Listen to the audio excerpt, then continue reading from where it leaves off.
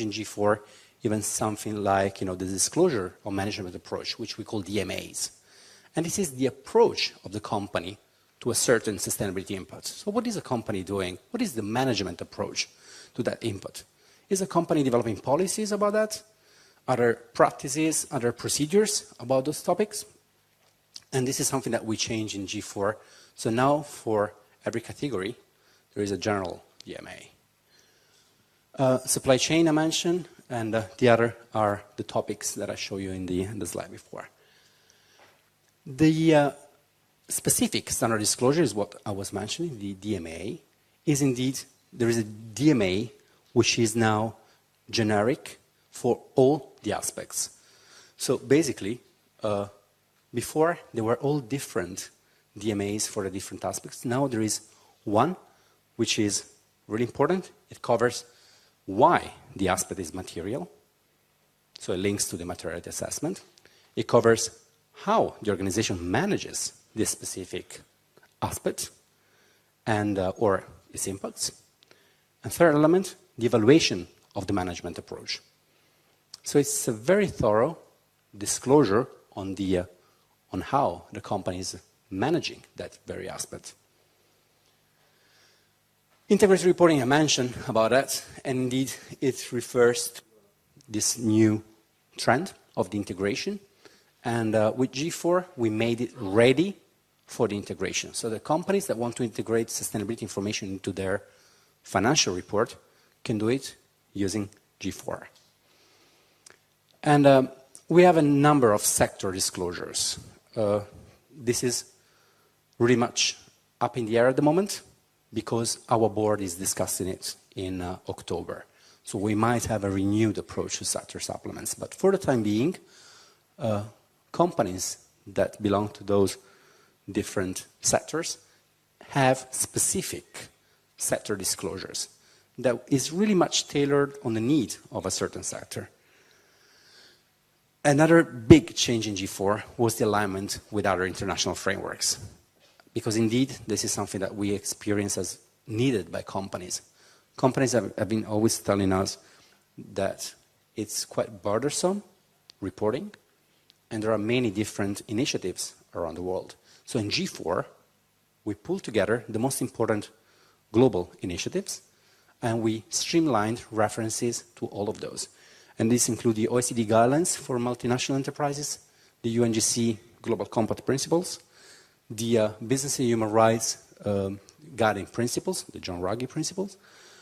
We streamlined reference and the readiness for integrated reporting, and we streamlined the CDP requirements, which are really much related to climate change kind of disclosures. Last but not least, we have a linkage document with ISO that helps to make the linkages between reporting and the ISO 26000. We have a transition period, of course. Companies doing G3 can still do it till December 2015. This allows companies to set in place the methodology to move to G4 in a reasonable amount of time. So we have still 1.5 years to go.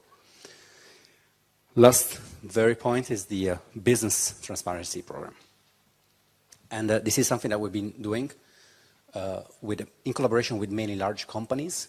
And it's basically a way to include supply chains, SMEs, into the sustainability reporting movement.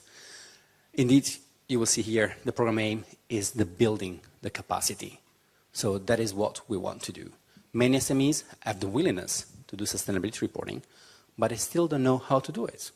So we try to develop, through this program, capacity among small and medium enterprises. We have actually prepared this publication, which is, again, freely available on our website. I brought some copies. I think they are just outside.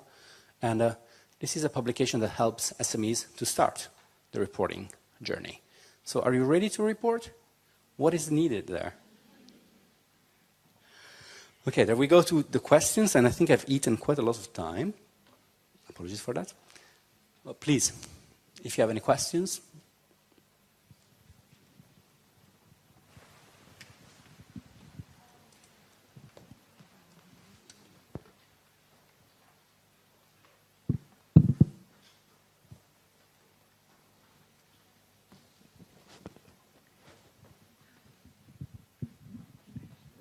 Thank you. When you say that we have to focus about what we want to report, does it mean that we don't have to report everything then? Is that okay for this program? Well, the challenge is indeed there to select what are the material aspects. So the organization should go through a thorough assessment of, I showed the materiality matrix before. So the company should go through the assessment of what is important, there it is, what is important for the stakeholders of the company. So those topics should be analyzed and assessed in collaboration with stakeholders, asking the stakeholders, what do you think are our inputs? Asking investors, NGOs, academia, depending which are the stakeholders of the company. I'm sorry, who are?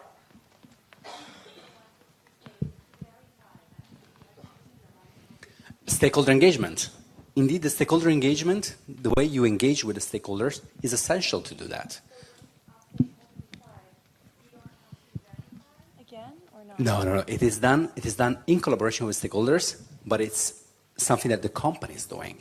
So that's why I was mentioning the analysis of the stakeholder needs and the identification of the social, environmental, social impacts. So once you analyze what are the topics where you, company, have an input, and you engage with stakeholders, and in a dialogue, you come up to the most significant inputs, then you can set the boundaries of your report, and then you can select what are the aspects to include in the report. There is a very thorough guidance in the implementation manual about that. If you want, I can point you at that later on. But indeed, this is done by the company in collaboration with the stakeholders. Okay. And once the report is finished, do we get a mark, like we pass or we don't? And are we, what do we have to correct? Yeah, fair question. GRI, as a standard, provides the standard for doing a report. There is the external assurance, I mentioned it before. So actually, you can get your report externally assured by, could be one of the big four, big consultancy, or could be a panel of stakeholders. They could assess that your report was done and in a correct way, and that the data included in the report were done in the correct way. My next question, sorry. There's another element of that. Actually, you can ask the GRI to look at your materiality assessment. We have a service which is called Materiality Matters, and that's a way that GRI looks at the way the materiality assessment was done, and if it was done according to the principle and the guidance of GRI, you can get a certification, kind of certification. It's just a check by GRI that the materiality assessment was done in the proper way. And this is a service which is a paid-for service, actually. My question is that, is it required by SET that we have to get it checked or not? Or SET is just happy that we submit the report? I will pass the question to SET.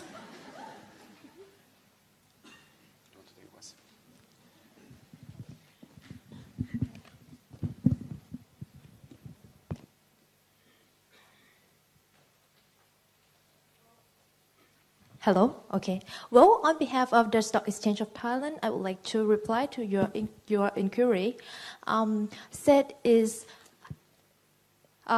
promotes sustainability reporting, particularly adopting the GRI framework, but it is not mandatory. We promote it because we think that it is beneficial for the company.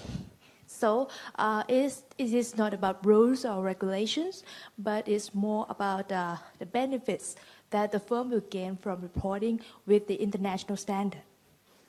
Thank you. Yeah, please.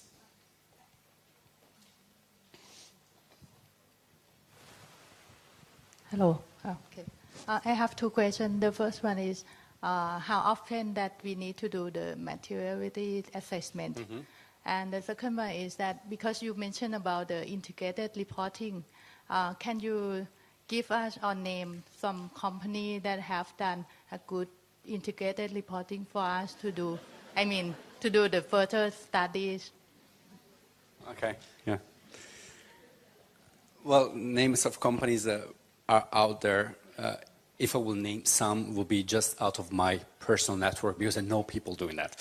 So I will, if you allow me, we can have a private chat afterwards. I feel more comfortable in doing it that way. The first question, sorry, was about the... oh, yeah, the material, yeah, sorry, yeah, of course, of the materiality assessment.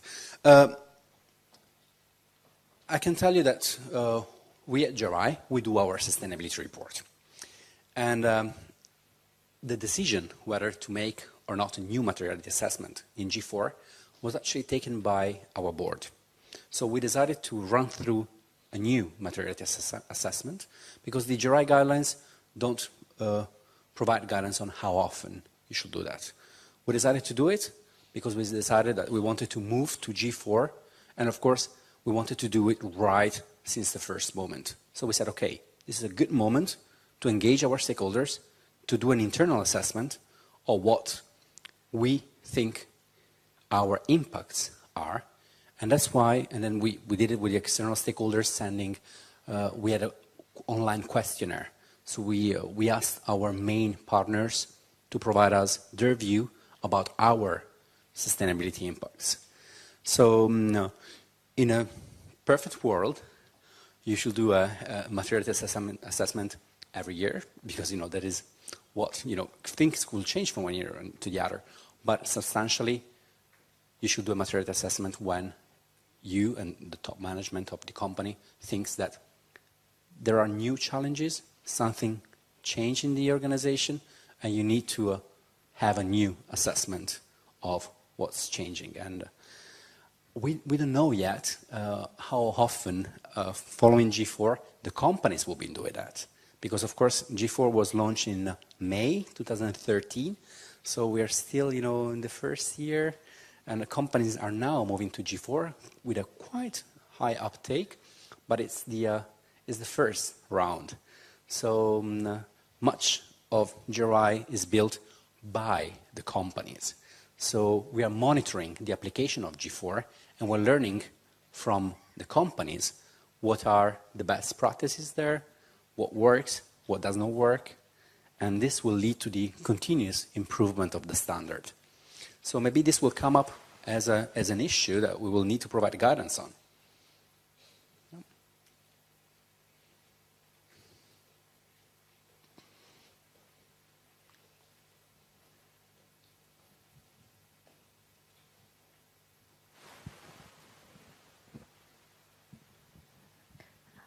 Hello.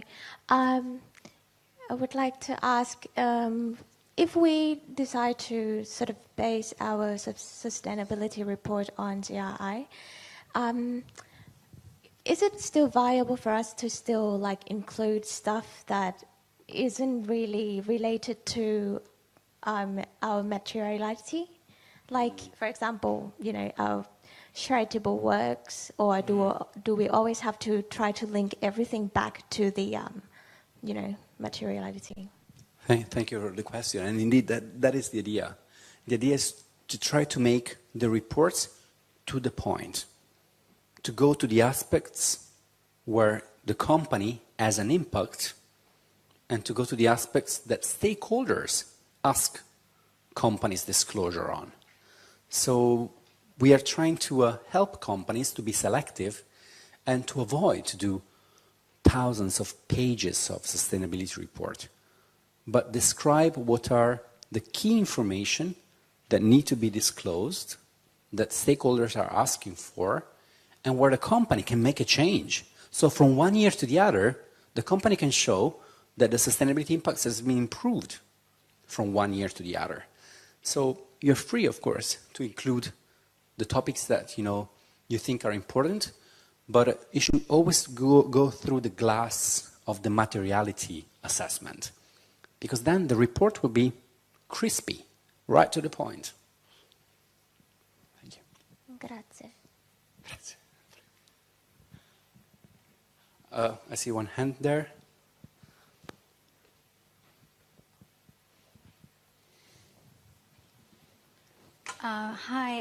questions. The first one would be, could you please share with us the how do you, when you mentioned that you are going to have some integration and partnership with the UN Global Compact and another standards that, you know, it's going to be the trends that you will be using for the standard this year and in the future. Could you please share with us in details what would be the adjustment that you're going to apply for the G4 onwards? And the second one would be, what are the implications on, you know, being the GRI member, or if we just use GRI as the guideline but not the member? Okay. You know, what would be the difference? Yeah. If I will repeat the first question because I'm not sure whether I got it right. The question is how we are collaborating with UNGC and how we are aligning the standards? Yeah, the weight of the, you know, what would you focus or what would be the change on the criteria?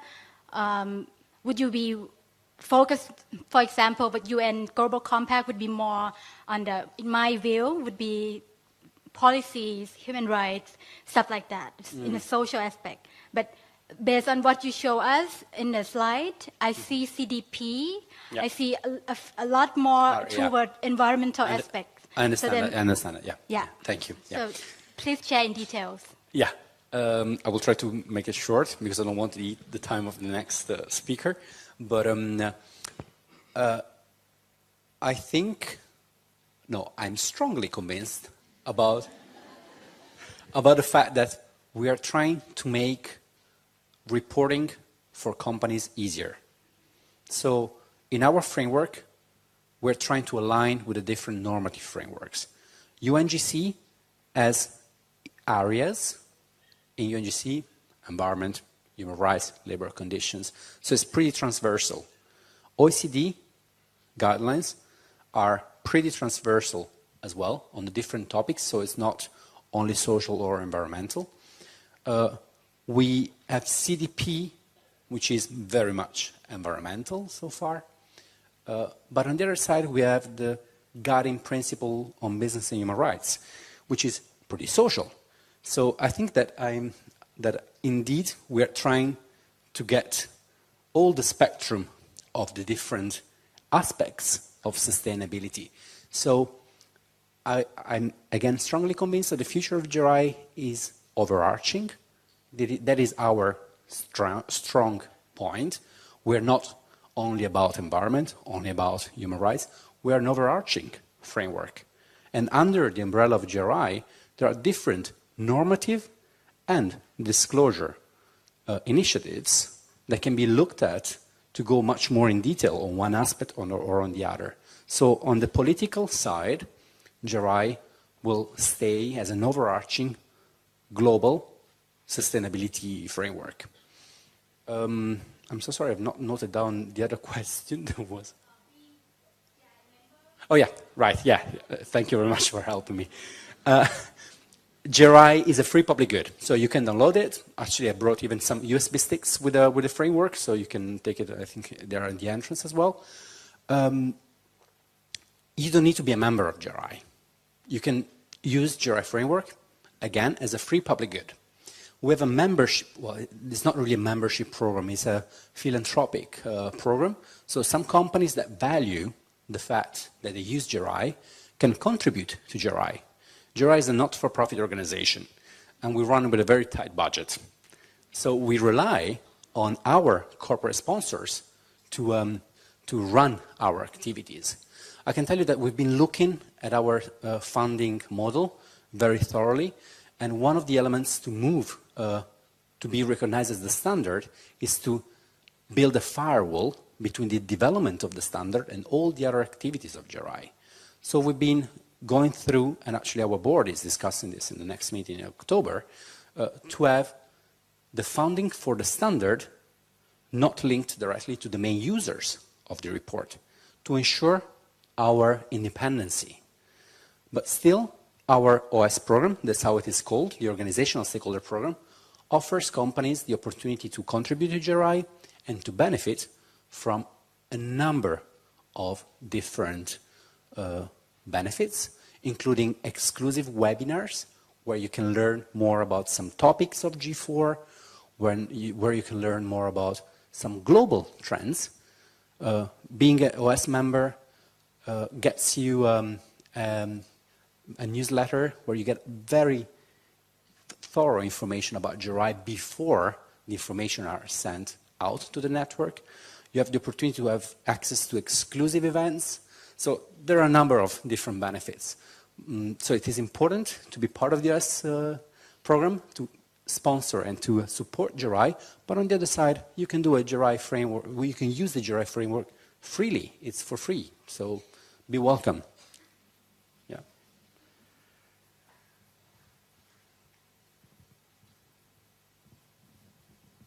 I don't know if we have time.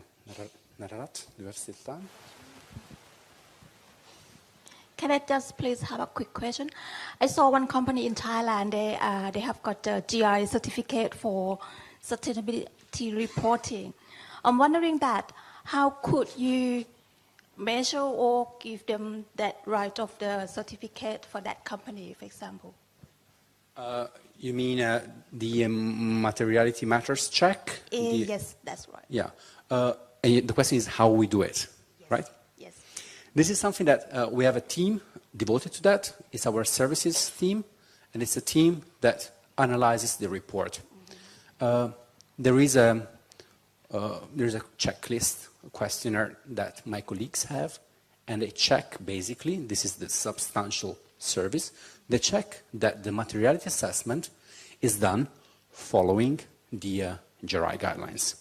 And very important, this service is available for the languages in which there is a GRI version, but we're looking at developing this. So we will have more and more languages available. But indeed, the check is against the GRI guidelines. So you kind of the check by GRI about the fact that you applied the GRI guidelines in the proper way when it comes to the materiality assessment.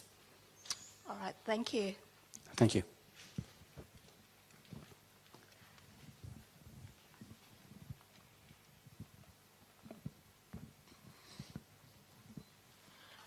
Good afternoon, everyone. I'm Rung Tip from Thai Part Institute and also the stakeholder organization of GI as well. My point is not kind of the question, but the sharing experience. We found that most of the companies in Thailand would like to step on to the G4, the GRI G4, but they're afraid of the differences from G3.1 to G4, especially about the boundary of the report, because one thing that is mandatory is we have to report on the impact that outside our company entities. So most of the company kind of afraid that we cannot access or we cannot have any information from any information outside our organizations. So can you provide all of the people in this hall that do not afraid, or it is not really, kind of a nightmare for you guys to step forward? Thank you very much. I will just bridge to you what I've been hearing. And indeed, at the beginning, G4 was scaring people. I think, okay, this is too much, it's too difficult. But I can tell you that we've been experiencing an uptake of G4 very steep, much more than expectations. So many companies are moving to G4 because once you do the sustainability, the materiality assessment, then you go down the hill. So the difficult part will be to understand how to do a good materiality assessment. After that, the life will be easier. The report will be shorter. It will go to the point. It will be really easy for you to manage, maybe less indicators. There is a big multinational company, I'm pretty sure everyone in this audience has been hearing, I will not name it, but has been saying we have 3 materiality impacts. So they are looking only at 3 issues with a few indicators. And of course, this is really bold, huh? Because then, you stand in front of all the stakeholders saying, I have impacts only on those 3 aspects. But it's a very strong commitment, and it shows that one year after the other, the company will make improvements on those 3 aspects. So I welcome the invite to share with you that many other companies have been doing that. So it is a bit of effort to start doing it, but then your life will be definitely easier with G4. And that's, again, what we've been hearing from the companies doing G4.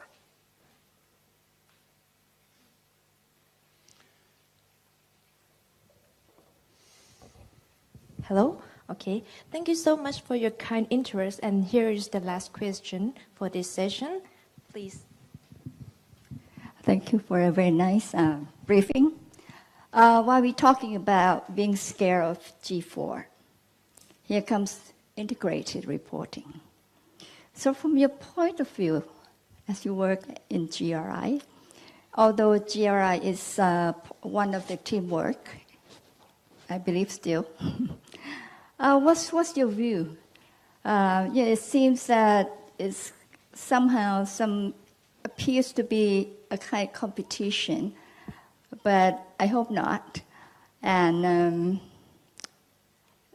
G4 is scary enough. Integrated reporting is a lot of big chunk of burden to come. Well, I will see it on the other side. It is an opportunity, and I understand the concerns of the companies that are already doing report, that there is every time something new that comes. From a very blunt, and we are based in the Netherlands, the Dutch people are really known all over the world to be straight to the point, sometimes really rude. I will not be rude. But I think that there is no competition there. Why? We are different animals.